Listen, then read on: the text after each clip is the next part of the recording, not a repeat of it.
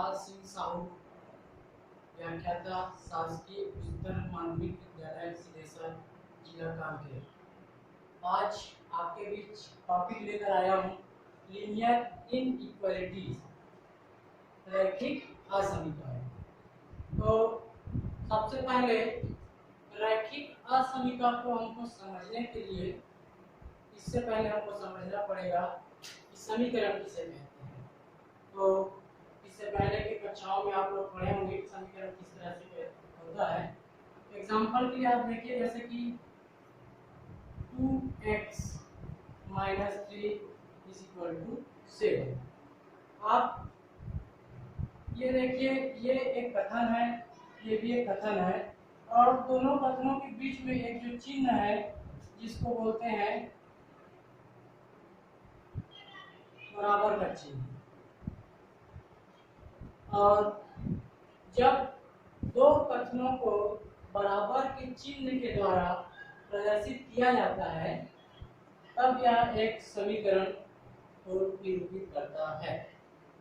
तो इस तरह से हम समीकरण का हल भी याद करते हैं।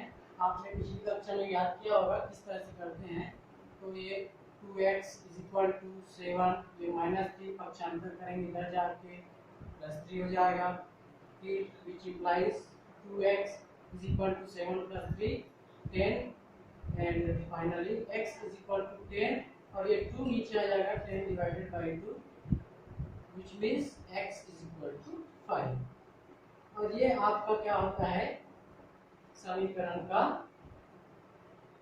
हल कहलाता है। इस तरह से हम एक समीकरण को हल करते हैं।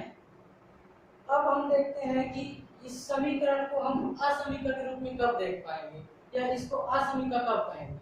तो एक समीकरण को असमीका के रूप में देखने के लिए हमको देखना पड़ेगा असमीका किसे कहते हैं। इनइक्वालिटी या इनइक्वेशन इसको कहा जाता है।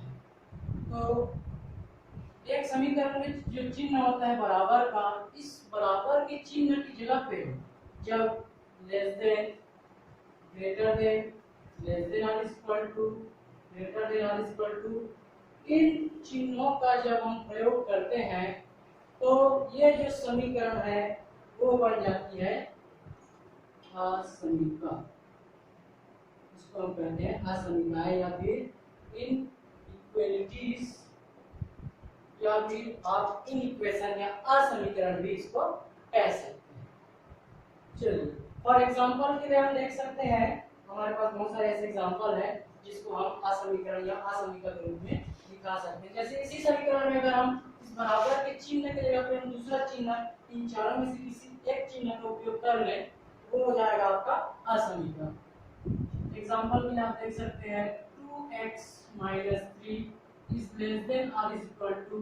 7, या फिर 2x - 3 > 7, या 2x - 3 <7, या फिर 2x - 3 < 7। ये सभी जो है ये असमीकाएं कहलाती हैं। आप देख रहे हैं हमारे पास 4 उदाहरण के रूप में है जिसको हम असमीका कहते हैं। 2x - 3 < 7, 2x - 3 < 7, 2x -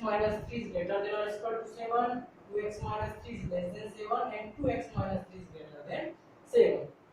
तो ये जो चिन्ह है वो छोटा है को प्रदर्शित करता है, ये जो चिन्ह है वो बड़ा है को प्रदर्शित करता है, ये जो चिन्ह है वो छोटा या बराबर है को प्रदर्शित करता है, और ये जो चिन्ह है वो बड़ा या बराबर है की चीजों को प्रदर्शित करता है।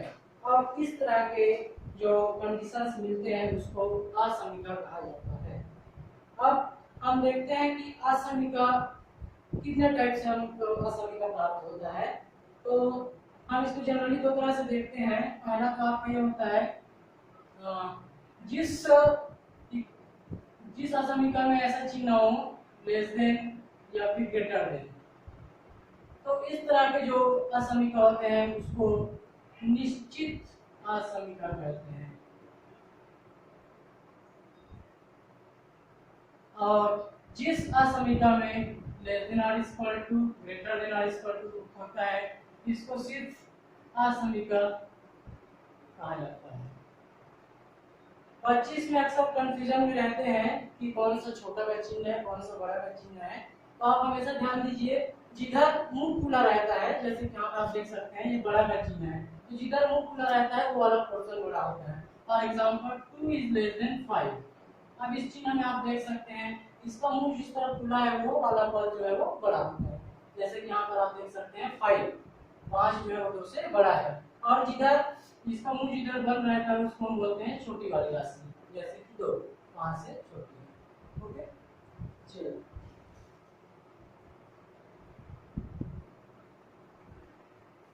अब इसके आगे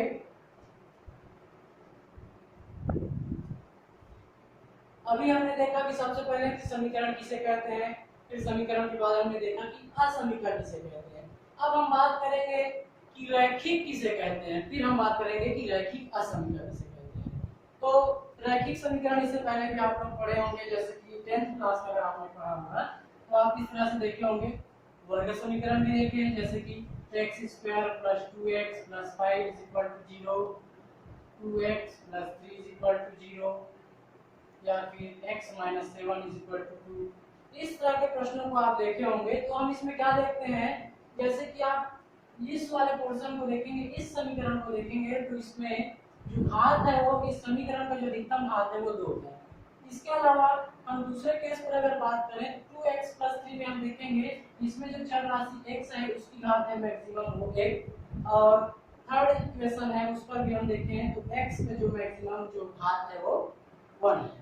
तो जब घात किसी समीकरण में या किसी असमीकरण में जब घात 1 रहता है तो उस समीकरण को रैखिक कहते हैं और वह एक सरल रेखा देता है। जब भी आप इसका ग्राफ खींचेंगे तो आपको हमेशा एक सरल रेखा प्राप्त होगी। इससे पहले आपको कर चुके हैं, मुझे ऐसा लगता है। तो चलिए हम देखते हैं यहाँ पे कि रैखिक क्यों कहा गया है। तो एक असमीकरण जैसे मैं लेना चाहूंगा x square is less than r square to 4। अगर हम बात करें तो ये असमीकरण तो है लेकिन ये रैखिक नहीं है, ये आपका क्या आ जाएगा, ये द्विघातीय असमीकरण। क्या होगा दोस्तों, ये द्विघातीय असमीकरण। यदि मैं इस तरह से लेता हूं x³ इज लेस देन 9, हम यहाँ पर देखते हैं जो चर x है उसकी घात कितनी है, 3 है, तो इसको हम क्या बोलेंगे, त्रिघातीय असमीकरण। और अगर हमारे पास कुछ ऐसा है कि x इज लेस देन 2 इस टाइप का, इसको हम कहते हैं रैखिक असमीकरण। अब इसको रैखिक असमीकरण क्यों कहते हैं, क्योंकि इसमें जो उपयोग किया गया चर है x उसका जो अधिकतम घात है वो 1। तो इस तरह से हमारा जो टॉपिक है वो है रैखिक असमीकरण। तो इस चैप्टर में हम सिर्फ इस तरह के असमीकरणों के बारे में पढ़ेंगे, रैखिक असमीकरणों के बारे में, मतलब जिसमें जो चरों का घात है वो 1 रहेगा अधिकतम।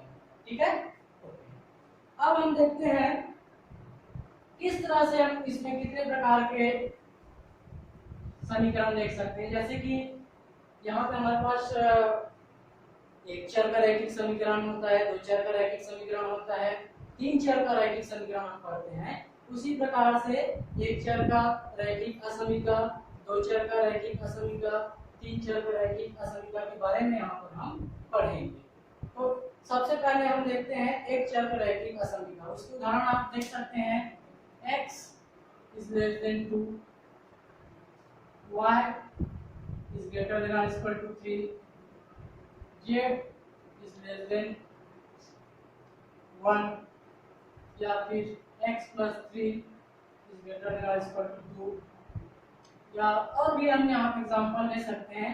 ये सारे जो एग्जांपल है हम इसमें देखते हैं, जितने उदाहरण मैंने दिए हैं उसमें आप एक ही चर का उपयोग करते हुए पाएंगे। जैसे इसमें एक चर है x, इसमें एक चर y है और इसमें एक चर z है, इसमें भी हम देखेंगे एक चर x है। इसके अलावा ये सभी जो एग्जांपल है क्या है, एक चर का रैखिक असमीकरण, एक चर का रैखिक असमीकरण।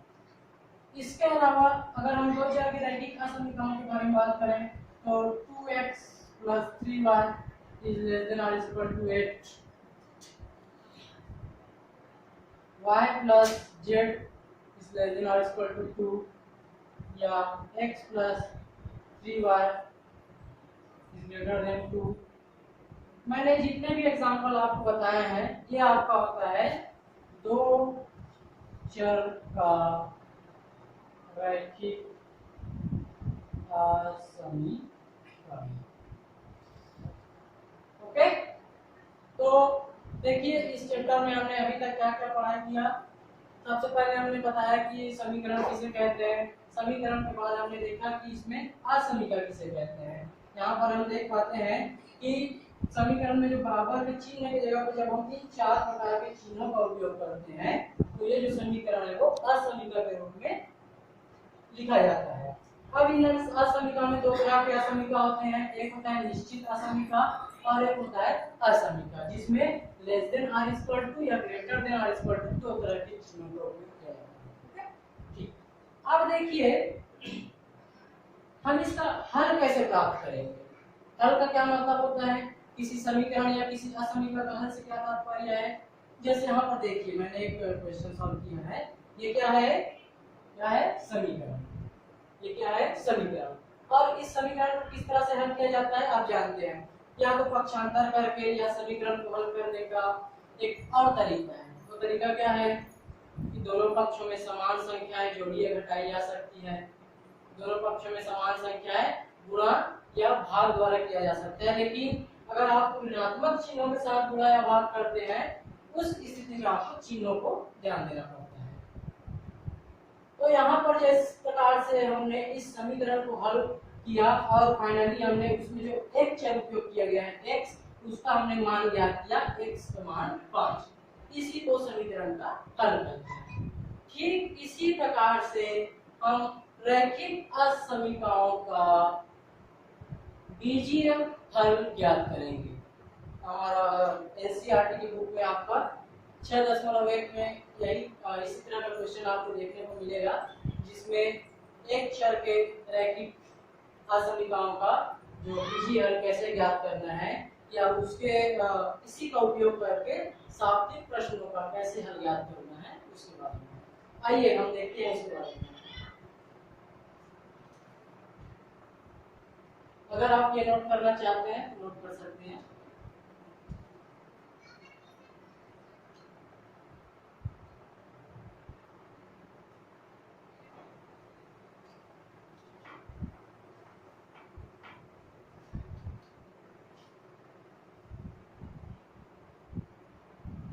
अब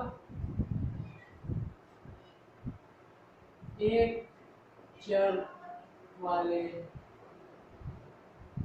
रैखिक असमीकरणों का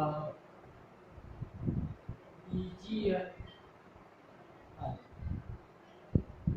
एक चर वाले रैखिक असमीकरणों का बीजीय हल।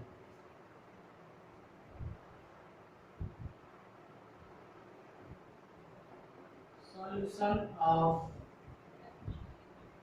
linear inequalities with one variable। कैसे हल करते हैं इसमें देखते हैं कि एक चर वाले रैखिक असमीकरणों का बीजीय हल कैसे प्राप्त करेंगे। चलिए इसके लिए क्वेश्चन लेते हैं 4x is less than 12। Example के तौर पर हम लेते हैं 4x is less than 12। किस तरह का समीकरण है, निश्चित असमीकरण। ठीक है, क्यों, क्योंकि यहाँ पे सिर्फ लेस या फिर छोटा है का ही चिन्ह लगा है। यदि इसके साथ ये बराबर है का चिन्ह लगा रहता तब हम इसको सिर्फ असमीकरण कहते हैं, लेकिन क्योंकि ऐसा नहीं है इसलिए अभी इसको क्या बोलेंगे, निश्चित असमीकरण। और देखिए यहाँ पर सिर्फ एक ही चर x का उपयोग किया गया है इसलिए इसको कहा जाता है एक चर वाले रैखिक असमीकरण। और इसका हल हम कैसे प्राप्त करेंगे, तो एक चर वाले रैखिक असमीकरण का हल प्राप्त करने से पहले जैसे कि मैंने आपको बताया कि एक समीकरण को किस तरह से हल करते हैं, उसी प्रकार से एक रैखिक असमीका को भी हल करते हैं। यहाँ पर हमको दो कंडीशन दिए हुए हैं। पहला कंडीशन ये है जब x एक पूर्णांक है, जब x एक पूर्णांक है, और दूसरा जब x एक वास्तविक है या फिर वास्तविक संख्या है, ऐसा भी आप बोल सकते हैं। ठीक है दोस्तों, यहाँ पे आपको क्वेश्चन दिया गया है 4x इज लेस देन 12 या फिर 4x से छोटा है 12 से। इसका हमको हल प्राप्त करना है, जबकि हमको कंडीशन दिया गया है, दो कंडीशन इसका हल प्राप्त करना है। पहला कंडीशन है जब x क्या है एक पूर्णांक संख्या इंटीजर नंबर, और दूसरा क्या है जब x है वास्तविक संख्या, या फिर आप इसको बोल सकते हैं इंटीजर, या फिर आप बोल सकते हैं इसको रियल नंबर। ओके, तो चलिए पहले आपको एक रूल बता दूं कि इसको जब हल करना है, इसको सॉल्व करना है या इसका हल प्राप्त करना है, तो जैसे समीकरण में दोनों पक्षों में समान संख्याएं जोड़ी या घटाई जा सकती है, या समान संख्या से गुणा या भाग किया जा सकता है, ठीक उसी प्रकार से रैखिक असमीका के दोनों पक्षों में समान संख्याएं जोड़ी या घटाई जा सकती है। जैसे कि एक एग्जांपल के रूप में x इज लेस देन 3 है, तो हम चाहे तो दोनों पक्षों में 3 घटा सकते हैं। x minus 3 is less then यहाँ पर 3 माइनस 3, दोनों पक्षों में 3 को घटा दिए तो समीकरण असमीका एज इट इज बना रहेगा। ठीक, दूसरा दोनों पक्षों में समान संख्याएं जोड़ी भी जा सकती है। फॉर एग्जांपल के लिए x plus 3 is less than 3 plus 3। देखिए इसमें हमने क्या किया, दोनों पक्षों में 3 जोड़ दिया, उस स्थिति में भी असमीका एज इट इज बनी रहेगी। इसके अलावा समान संख्याओं से गुणा किया जा सकता है, जैसे x है, अब इसको हम क्या करेंगे 3 से गुणा कर दे दोनों पक्षों में, 3x, तो यहाँ पे छोटा रहेगा 3 के साथ 3 को हम गुणा कर सकते हैं, तब ये असमीका इसी प्रकार से बनी रहेगी। और चौथा भाग भी दिया जा सकता है समान संख्याओं से, जैसे x divided by 3 is less then 3 divided by 3। कहने का मतलब ये है किसी भी असमीका में समान संख्याएं जोड़ी घटाई या गुणा या भाग की जा सकती है, असमीका एज इट इज बना रहेगा। बस आपको एक ही चीज पर ध्यान देना है, कौन सी बात, यदि वो संख्या ऋणात्मक है तब कंडीशंस अलग होते हैं। कैसे, जैसे कि हम एक सिंपल सा देखते हैं 2 is less than 5, everyone knows about it, 2 5 से छोटा है सभी लोग जानते हैं। ठीक है, अब मान लीजिए मैं दोनों पक्षों में ऋण 1 का गुणा कर दूं, तो ऋण 1 का गुणा करूंगा क्या हो जाएगा, ऋण 1 गुणित 2, और यहाँ पे ऋण 1 गुणित 5, या फिर ऋण 1 गुणित 2 ऋण 2, और ऋण 1 गुणित 5 कितना हो जाएगा ऋण 5। अब ये बताइए इसमें से कौन सा छोटा है और कौन सा बड़ा है, अब कौन सा छोटा है कौन सा बड़ा है, तो डेफिनेटली इसमें से ऋण 2 बड़ा है, और ऋण 2 बड़ा है मतलब कौन सा चिन्ह लगेगा, ये वाला चिन्ह, -2 इज ग्रेटर देन -5। तो देखिए यहाँ पर 2 इज लेस देन 5 था, जब मैंने माइनस या ऋणात्मक संख्या का गुणा किया तो चिन्ह क्या हो गया, बदल गया, उलट गया। तो इस बात को ध्यान देना है, जब ऋणात्मक संख्याओं के साथ हम करेंगे तो इस चिन्ह को ध्यान देना है, ये जो है वो बदल जाएगा। अगर ये इस तरह से है तो ये ग्रेटर देन और इक्वल टू हो जाएगा, यदि ये लेस देन है तो ये ग्रेटर देन हो जाएगा। इस बात का ध्यान रखना है कब, जब हम ऋणात्मक संख्याओं के साथ गुणा या भाग करते हैं। ठीक है, ओके।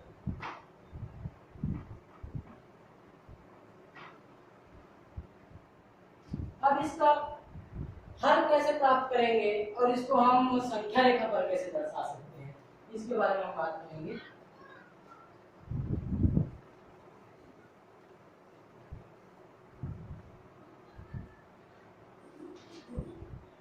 फर्स्ट कंडीशन पर आते हैं, कैसे हम इसका हल प्राप्त करेंगे, जब x क्या है एक पूर्णांक, या फिर जिसको बोलते हैं इंग्लिश में इंटीजर, उस स्थिति में हम क्या देखेंगे, असमीका का मतलब क्या होता है, इसका हल क्या होता है। किसी असमीका का हल का मतलब ये होता है चर राशि का वह मान जो इस असमीका को संतुष्ट करे। ओके, किसी असमीकरण का हल का मतलब ये होता है वहां पे चर हो, चाहे एक चर हो, चाहे दो चर हो, चाहे जितने भी चर हो, उन चरों का उपवाह मान जिसके लिए ये असमीकरण सत्य साबित हो जाए, उसी को इस असमीकरण का हल कहते हैं। ओके, तो चलिए इसका हम हल प्राप्त करते हैं। कैसे प्राप्त करेंगे? जैसे कि मैंने आपको बताया, यहाँ पर हम देखते हैं जब x एक पूर्णांक है, पूर्णांक मतलब हम x मान क्या क्या रख सकते हैं, x मान क्या क्या रख सकते हैं, -3 -2 -1 0 1 2 3, इस तरह से जानते हैं। पूर्णांक हमको क्या है, हम सिर्फ एक ही संख्या में रख सकते हैं, दशमलव वाली संख्या नहीं आती पूर्णांक, ठीक है। तो हम इसके लिए देखते हैं, यदि हम x का मान 0 रखें, x बराबर 0 पर क्या मिलेगा आपको, x बराबर 0 पर 4 into 0 is less than 12, मतलब 0 is less than 12, जो कि क्या है, सत्य है। ओके, यदि हम x बराबर 1 पर क्या आ जाएगा, 4 into 1 is less than 12, मतलब 4 is less than 12, ये भी सत्य है कि नहीं। यदि हम x बराबर 2 रखें, x बराबर 2 पर क्या हो जाएगा, 4 into 2 is less than 12, मतलब 8 is less than 12, जो कि क्या है, सत्य है। इसी प्रकार से यदि मैं x is equal to 3 लूं, तो इस पर हमको क्या मिलेगा, 4 into 3 is less than 12, which implies 12 is less than 12। क्या ये सत्य है? क्या ये वाला क्वेश्चन सत्य है? 12 is less than मतलब 12 से छोटा हो सकता है क्या? नहीं, बराबर होता है ना। इस तरह से हम देखते हैं क्या है, ये असत्य है। तो हम इस असमीकरण में जब x पूर्णांक है तो हम क्या पाते हैं कि x का मान 0 रख सकते हैं, 1 रख सकते हैं, 2 रख सकते हैं, 3 नहीं रख सकते या 3 से बड़ा नहीं रख सकते, क्योंकि उस कंडीशन में एक भी राशि बड़ी होती जाएगी और एक कथन असत्य होती जाएगा। क्या हम ऋणात्मक रख सकते हैं, जैसे कि x मान ऋण 1 पर क्या आ जाएगा, -1 into 4 is less than 12, मतलब -2 is less than 12, ये भी सत्य है। और x बराबर ऋण 2 पर आप देखेंगे 4 into -2 is less than 12, मतलब -8 is less than 12, ये भी सत्य है। तो आप क्या पाएंगे इसमें, आप देखेंगे कि जितने भी ऋणात्मक संख्या है वो जाहिर सी बात है 12 से तो छोटा होगा ही होगा, वर्ग नहीं होगा, बिल्कुल होगा। तो इस तरह से जितनी ऋणात्मक संख्या है, मतलब -1 -2 या फिर -3, इस तरह से ∞ तक, ये कथन क्या होगा, सत्य होगा। इस तरह से हम क्या देखते हैं, एक हमको समुच्चय प्राप्त होता है जो यह बतलाता है कि इस असमीकरण को सत्य साबित करता है।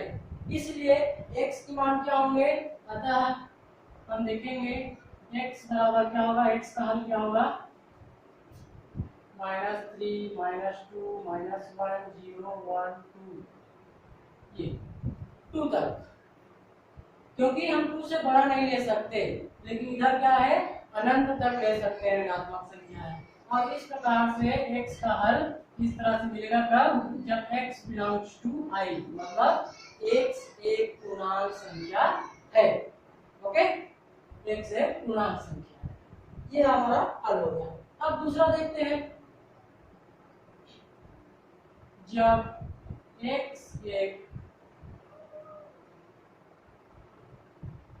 वास्तविक संख्या मतलब रियल नंबर है, जब x एक वास्तविक संख्या, उस कंडीशन में देखिए दोनों में फर्क क्या है, वास्तविक संख्या में और पूर्णांक संख्या में फर्क क्या है। पूर्णांक संख्या में हम सिर्फ 1 2 3 4 5 या ऋण 1 ऋण 2 ऋण 3 ऋण 4 5 या फिर शून्य ले सकते हैं, लेकिन वास्तविक संख्या में क्या होता है, परिमेय संख्याएं सभी मिलकर वास्तविक संख्याओं का निर्माण करती है, मतलब उसमें दशमलव भी आते हैं, उसमें वर्गमूल वाले भी आते हैं। इस तरह से जब इसके लिए हम हल करेंगे तो कैसे हल करेंगे, तो जब वास्तविक संख्या के लिए इस असमीकरण को हल करेंगे तो देखिए कैसे हल करेंगे।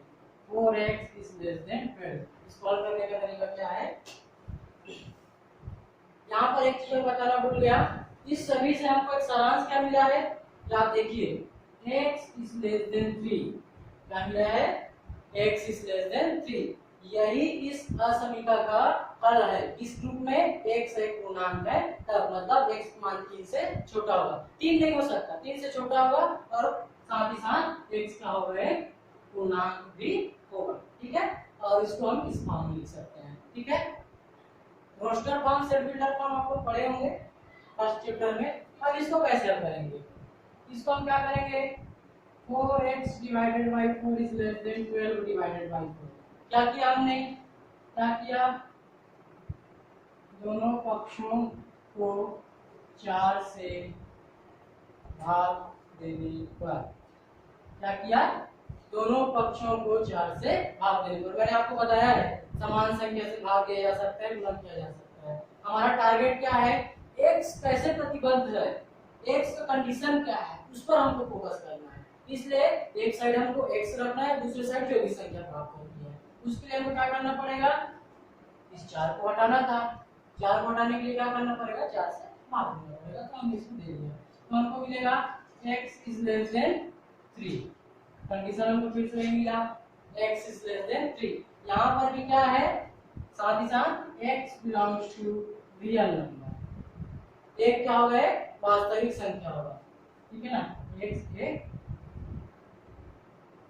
वास्तविक संख्या है, ओके। अब इसका हल आप कैसे प्राप्त करेंगे, आपको हल इसी तरह से मिलेगा, x बराबर फिर से वही मिलेगा, -3 -2 -1 0 1 2 3, सॉरी 3 नहीं आता क्योंकि हम उतना नहीं रखते, क्योंकि आपकी कंडीशन क्या है, x इज लेस देन 3, 3 से छोटा होना चाहिए, तो 2। लेकिन क्या ये सही है, 2 के अलावा यहाँ पे आप 2.9 भी रख सकते हैं। क्यों रख सकते हैं, क्योंकि एक वास्तविक संख्या है, और वास्तविक संख्या क्या है, 2.1 2.2 2.3 2.9 रख सकते हैं, 2.9999 भी रख सकते हैं। सिर्फ आप 3 नहीं रख सकते, 3 से थोड़ा सा भी छोटा आप रख सकते हैं, ओके। और इसको हम संख्या रेखा पर कैसे दर्शाएंगे, आप एक चीज हमेशा ध्यान रखिए, पूर्णांक संख्या को आप संख्या रेखा पर नहीं दर्शा सकते, लेकिन वास्तविक संख्याओं को आप संख्या रेखा पर दर्शा सकते हैं। क्यों, उसका भी कारण है, देखिए ये हमारे पास एक संख्या रेखा है, 0 1 2 3 4 5 6 एंड सो ऑन, इधर भी जैसे बढ़ते जा रहा है, -1 -2 -3 -2 इस तरह से। अब देखिए